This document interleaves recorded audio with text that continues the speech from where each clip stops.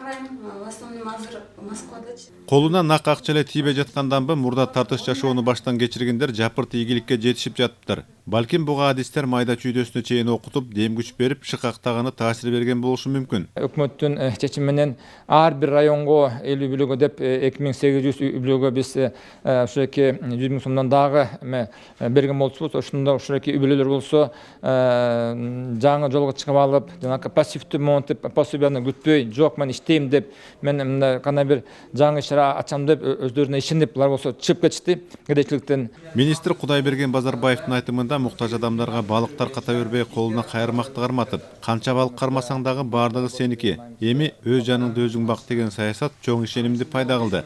Биякта эң негизгиси биз адамдын аң сезимин өзгөртүп атабыз.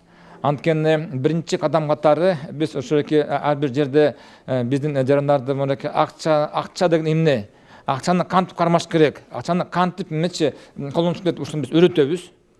Экинчи кадам катары биз үйрөтөбүз жанакы бизнес планды жазуу боюнча. Бизнес план бул эмне экен, кантип жазыш керек экен, кандай бөлүктөр бар экен деп. Ушуну окууну өткөндөн кийин биздин адамдар таптакыр бөлөк болуп калган да.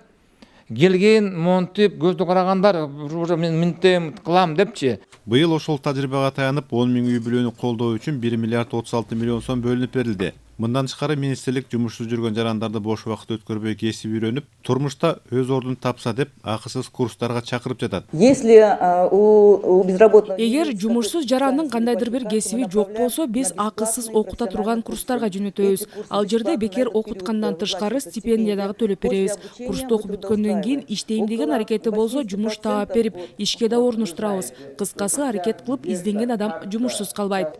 Муктаж адамдарды чакан бизнеске үйрөтүү эмне үчүн маанилүү?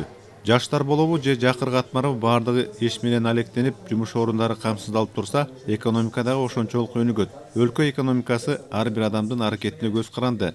Тариел Чуңгулов, Нуркамил Асанов, Ала Тоо 24.